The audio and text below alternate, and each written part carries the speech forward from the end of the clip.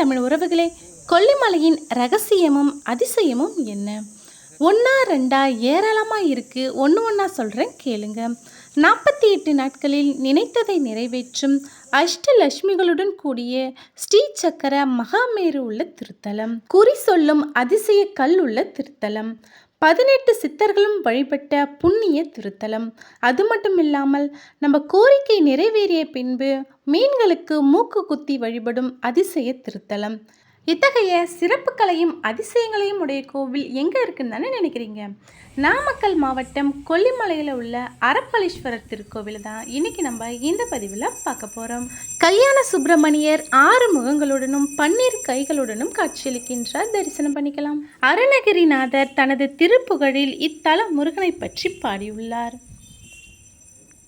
காசி விஸ்வநாதரும் விசாலாட்சியும் தனித்தனி சன்னதியில் உள்ளனர். இருவரையும் நம்ம தரிசனம் பண்ணிக்கலாம். கடையெழு வள்ளல்களில் ஒருவரான வல்வில் ஓரி தான் இந்த கோவிலை கட்டியிருக்காரு. இங்கே நம்ம விநாயகரை தரிசனம் பண்ணிக்கலாம். குறி சொல்லும் அதிசய கல் தான் இப்போ நம்ம பார்த்துக்கிட்டு இருக்கோம். இங்கே 2 கல் இருக்குது பார்த்தீங்களா? மேலே இருக்கிற கல் மீது நமது வலது கையை வச்சுக்கிட்டு, அதுக்கு மேலே நம்ம இடது கையை வச்சுக்கிட்டு, நம்ம மனசில் ஏதாவது நினச்சிக்கிட்டோம் அப்படின்னா சிறிது நேரத்தில் கல் அசையும். அப்படி கல் அசைஞ்சிச்சு அப்படின்னா நம் நினைத்த காரியம் வெற்றியில் முடியும். கல் அசையலை அப்படி இல்லைன்னா அது தோல்வியில் முடியும் என்பது காலங்காலமாக இன்றளவும் நடக்கும் அதிசயம். தேவார வைப்புத்தலம். அப்பர், சம்பந்தர் ஆகியோர் பாடல் பாடியுள்ளனர். 2000 ஆண்டுகள் மிக பழமை வாய்ந்த கோவில். இத்தல மூலவர் அரப்பளீஸ்வரர் என்றும் திருவரப்பள்ளி உடையார் என்றும் அழைக்கப்படுகிறார். தாயார் அறம் வளர்த்த நாயகி தாயம்மை என்றும் அழைக்கப்படுகிறார்.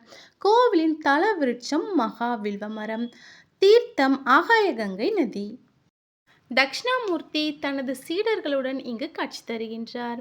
கல்வியில் சிறந்து விளங்க கொண்டக்கடலை மாலை அணிவித்து வழிபடலாம். இப்போ நம்ம பார்த்துக்கிட்டு இருக்கிறது அம்மன் சன்னதிக்கு வெளியே மேல் தளத்தில் உள்ள ஒரே கல்லால் ஆன அஷ்டலட்சுமிகளுடன் கூடிய ஸ்ரீ சக்கர மகாமேரு.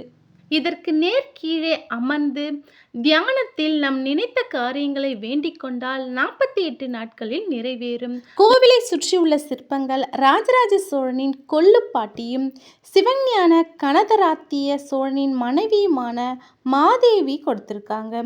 அது மட்டும் இல்லாமல் இறைவனுக்கு விலை மதிப்பற்ற நகைகளையும் கொடுத்திருக்காங்க என்பதையும் இங்குள்ள கல்வெட்டுக்கள் மூலமாக அறியலாம். இப்போ ஆலயத்தின் தல வரலாறு என்னன்னு பார்க்கலாம்.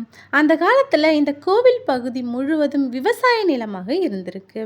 ஒரு விவசாயி நிலத்தை உழுத பொழுது கலப்பைப்பட்டு ரத்தம் கசிவதை கண்டார். உடனே ஆச்சரியப்பட்டு மண்ணை தோண்டி பார்க்கும் பொழுது உள்ள சிவலிங்கம் இருந்தது. இங்கே நம்ம சண்டிகேஸ்வரரை தரிசனம் பண்ணிக்கலாம். சண்டிகேஸ்வரருக்கு நேர் எதிராக துர்காதேவி எருமையின் தலை மீது நின்றபடி காட்சி தருகின்றார். இங்கே நம்ம துர்கையை தரிசனம் பண்ணிக்கலாம். சிவலிங்கத்தின் தலைப்பகுதியிலிருந்து இரத்தமும் கசிந்தது.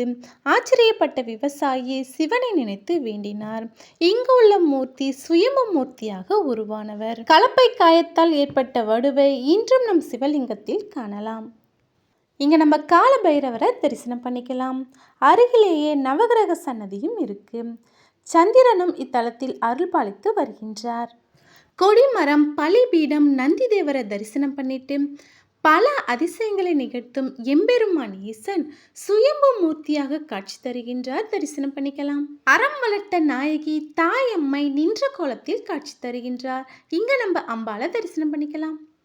கொல்லிமலையை சுற்றியுள்ள தாவரங்களிலிருந்து அரிய மருத்துவ குணங்களை உடைய மூலிகை நீர் 150 அடி உயரத்திலிருந்து அருவியாக இங்கு கொட்டுகிறது. திருமண தடை, குழந்தை பாக்கியம் இது போன்ற கோரிக்கைகள் நிறைவேறிய பக்தர்கள் இந்த ஆகாய நதியில தான் மீனை பிடிச்சு மூக்கு குத்தி வழிபடுகின்றனர்.